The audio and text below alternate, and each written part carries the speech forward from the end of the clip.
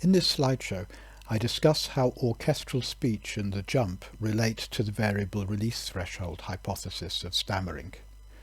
The better you understand this relationship, the better you'll be able to adapt these two techniques to your own personal needs and circumstances. Please make sure that you've already worked through the introductory slideshow on the variable release threshold hypothesis before continuing. The primary symptom of stammering is difficulty initiating the motor execution of speech plans. Or to put it into more colloquial English, it's difficulty getting our words out. This difficulty increases in speaking situations where we feel our message is important and where we do not feel confident that our words will successfully convey it when we start speaking. It also increases in speaking situations where we fear that our listeners will respond negatively to what we have to say. The variable release threshold hypothesis provides a plausible explanation for why this happens. In particular, it proposes that this increased difficulty with motor execution at such times happens because our anticipation of communication failure, or of eliciting negative responses from listeners, triggers a rise in the release threshold for that message. Of course, this desire to avoid these outcomes is strongest if the message is in some way important to us. So it's perhaps not surprising that stammering mainly happens in situations where successfully communicating a message and eliciting positive listener responses is important to us. To make sense of this, it's helpful to know little about how our brains formulate the things we want to say. Essentially, what happens is that when we want to say something, the neuronal circuits in the brain that store the words and sounds that we want to say become increasingly electrically activated. After the level of activation reaches a certain threshold, the release threshold, we then become able to say those words out loud. So in order to be able to speak those words out loud, in other words, in order to be able to complete motor execution of those words, the appropriate neuronal circuits first need to become sufficiently electrically activated. Failure to get a word out occurs because, for one reason or another, the level of electrical activation of the circuits that store those words has failed to reach the release threshold. Why does this failure happen? Well, essentially it happens at times when we're trying too hard to speak clearly and accurately, and as a result we're pushing the release threshold mechanism beyond its normal limits. The release threshold regulates the speed and accuracy of our overt speech. When it rises, it slows down the rate at which we're able to speak, and it also increases the accuracy with which our words come out. So the more important it is to us to speak as accurately as possible, the more the threshold will rise and the longer it will take for us to become able to get our words out. And if the threshold rises too high, we find ourselves unable to get our words out at all. In such situations, to get the words out, we either have to find a way of making those neuronal circuits more strongly activated, so that their level of activation reaches the release threshold, or alternatively we need to find a way to reduce the release threshold. Orchestral speech and the jump have both of these effects. They reduce stammering by increasing the activation of the words we want to say, and also by causing a reduction in the release threshold for those words. When we practice orchestral speech, we're intentionally giving the highest priority to the rhythm and forward flow of an utterance. In order to do this, we have to know exactly what we want to say before we start to say it. In other words, we have to formulate each phrase in advance to the point where we've worked out exactly how fast and with what rhythm we want to say the phrase. Then we have to stick to that speed and rhythm no matter what. The process is essentially very similar to singing or playing an instrument in an orchestra. As long as your attention is focused on getting the speed and rhythm right, you're not able to focus so strongly on anything else. This means that when you engage in orchestral speech, you pay less attention to the accuracy of your pronunciation, less attention to how it sounds, and less attention to your listeners' responses. Because orchestral speech requires you to pre-formulate each phrase, it forces you to allow more time for formulation, especially if you're trying to say something complicated. As a result, syllables in the speech plan reach a higher level of electrical activation than they otherwise would, and this increases the likelihood that they will exceed the release threshold. Because pre-formulated speech is more strongly activated than speech that is not pre-formulated, by and large it also contains fewer errors, so more often than not the listener will be able to understand what you're trying to say, despite the fact that you're not making a conscious effort to speak accurately. And because orchestral speech diverts your attention away from the phonetic accuracy of what you're saying, and away from how your listener is responding to you, it reduces your sensitivity to cues that may indicate possible communication failure. So you're less likely to perceive that your performance is not good enough, or that you need to try harder. In other words, orchestral speech diverts your attention away from the two main things that would otherwise drive the release threshold up too high. So in summary, giving priority to the forward flow not only increases the electrical activation of your speech plans, but it also allows the release threshold to fall. This combination of increased activation of the speech plan and a lowered release threshold greatly increases the ease with which planned utterances can be executed. If you're strict enough with yourself about sticking to the rhythm that you've planned, there's minimal chance of stammering. Indeed, the technique is as effective at enhancing fluency as singing is. Orchestral speech works by forcing you to pre-formulate each phrase, thereby allowing the words that constitute the phrase to become more highly activated. It also works by distracting your attention away from cues that would otherwise drive the release threshold up, thereby allowing the threshold to remain at a low level. It's extremely effective in situations where you're able to use it, such as when reading aloud, when giving a talk, or when saying isolated phrases that you have time to pre-plan. Although it forces you to pay less attention to the accuracy of what you want to say, in the vast majority of cases the words will nevertheless come out well enough for people to be able to understand them. However, the words that come out do sound like they've been pre-planned. So for example, you can probably tell that I'm using orchestral speech right now as I'm reading aloud from pre-prepared notes. In a lot of situations this doesn't matter, and orchestral speech is great for such situations. But in situations where it's important to sound spontaneous and genuine, and not like a lecturer or a politician, orchestral speech is not good enough.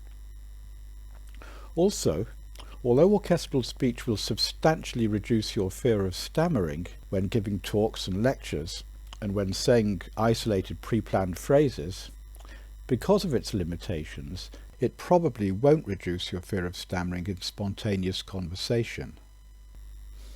So in addition to orchestral speech, we also really need a way of speaking in conversational settings that's effective at getting our messages across, and yet also sounds appropriately spontaneous and genuine. It's not possible, or even desirable, to pre-formulate everything we want to say. And in many speaking situations, especially conversational situations, it's more important for your words to sound genuine and spontaneous than for them to be completely fluent. All the same, no matter how genuine and spontaneous we sound, it's no good if our blocks slow us down to the point where our speech becomes tedious to listen to. In order to get a message across, especially in conversational settings, we at least need to be able to get the words out quickly enough to hold the listener's attention. Also, a lot of conversational speech, especially chit-chat, only works successfully if it's fun.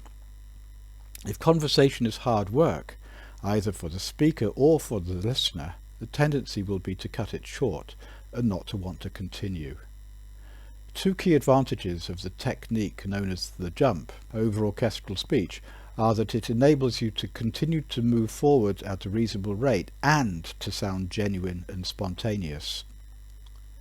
The jump takes advantage of the fact that most stammerers only block on a relatively small proportion of the syllables they want to say, whereas they're able to say the majority of syllables in an utterance without blocking. Often a single block can be highly disruptive because it prevents the speaker from getting on with the rest of the utterance. This is especially true if it happens at the beginning of an utterance. So, when practicing the jump, we simply jump over the syllables that we find ourselves blocking on and continue on with the rest of the utterance. This practice ensures that we say everything that we can say straight away, so the disruptive effect of whatever blocks do occur is reduced to the absolute minimum. The jump works because it teaches us the practice of accepting our blocks as they are, and provides us with a practical experience that it's generally not necessary to repeatedly go back and try to say words without blocking.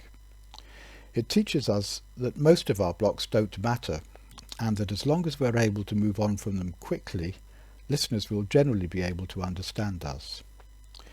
This repeated experience that blocks are not such substantial barriers to successful communication reduces our fear of blocking.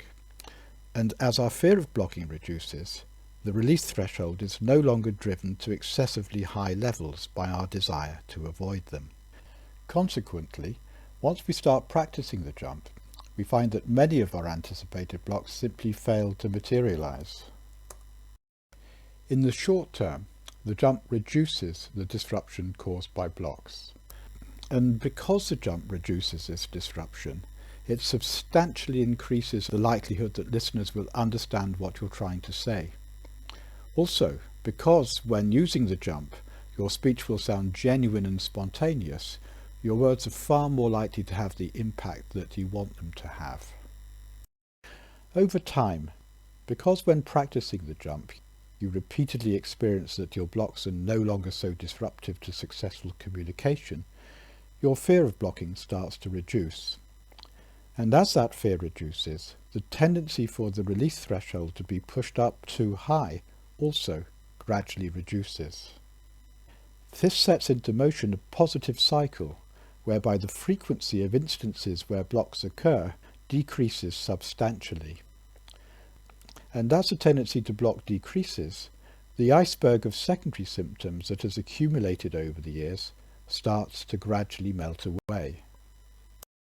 To practice the jump successfully, you have to be prepared to allow yourself to block, and then you also have to be prepared to immediately give up trying to say any sounds that you find yourself blocking on. Essentially, the block requires you to have a pragmatic approach to verbal communication and to accept the fact that you stammer. The more pragmatic you are, and the more that you accept your stammer, the better it works. Many people who stammer, especially young stammerers, are embarrassed by the fact that they stammer and have a strong desire to hide it as much as possible. If this is how you feel, then you're probably not yet ready for the jump, as a desire to avoid or hide your blocks will prevent you from freely allowing them to emerge. And allowing blocks to emerge is an essential prerequisite for the jump to work.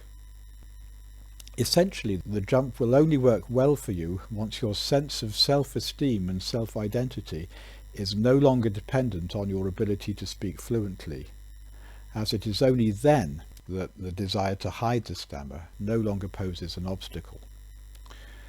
Generally speaking, the older you are, the easier it becomes. Because the jump requires you to skip sounds or syllables that you block on, it works best for people who don't block on every single word. After all, if you have to jump over sounds in every single word, listeners will have serious difficulty understanding you. However, even if you're someone who frequently blocks on every single word, it's nevertheless still possible and helpful to employ the jump in at least some speaking situations. especially those in which your stammering is generally less severe. For example, when speaking with people you know well and feel comfortable with, and when speaking in situations that are relatively easy for you. If, when you get to the end of an utterance, it's clear that the listener hasn't understood you, you can always go back over it again using orchestral speech, or syllable-timed speech if orchestral speech is too difficult. And ultimately, if the listener still doesn't understand you, you can always write things down or find other ways of saying them. The key to reducing stammering is to determine what factors make the release threshold rise too high when you're trying to speak, and to address those factors at their roots.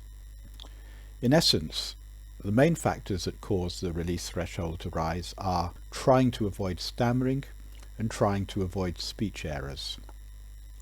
The variable release threshold hypothesis predicts that both of these avoidances underlie stammering, inasmuch as both cause the release threshold to rise. Therefore, in order to reduce the severity of our stammering, we have to address both.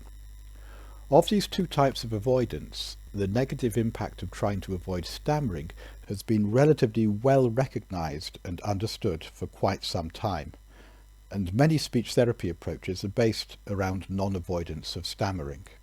In contrast, the negative effects of trying to avoid speech errors are much less well recognized. For most people who stammer, the key to breaking the vicious circle of avoidance is to develop a much greater tolerance of their speech errors, including not only categorical errors where the wrong sounds or wrong words come out, but also the errors where what comes out is not categorically wrong, but nevertheless doesn't sound quite how we would like it to sound. The key to accepting the speech errors we make, and accepting our imprecise articulation and the tone of voice that we speak with, is to understand that all of these are determined largely by factors that, at least in the short term, are completely beyond our control. Over the longer term, as we gradually overcome our fear of stammering, and as we develop a form of self-esteem that is independent of our speech performance, some of these issues will resolve of their own accord, and our speech will start to sound more like we would ideally like it to sound. However, in order to arrive at that point, we first of all need to accept our errors, our imprecise articulation, and the tone of our voice as it is now.